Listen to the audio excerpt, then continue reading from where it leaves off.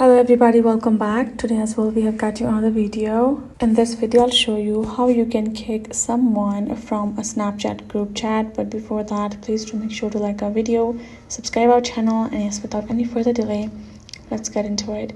For that, all you have to do is first of all access your Snapchat app on your mobile phone. Right after that, simply go ahead, switch to the chat section of yours. Over here you will be able to find out all of your chats, including the groups available. So to create a group, all you have to do is tap on this icon, simply add people to your group and add in the name, and you're done, right?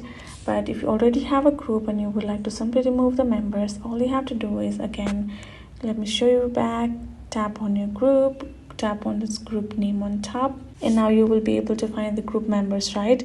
To add, all you have to do is tap on plus, search their name, add him, and if you want to remove the existing one or kick him out, you can simply press and hold, and now tap on this remove from group, tap on remove, and now that person is removed.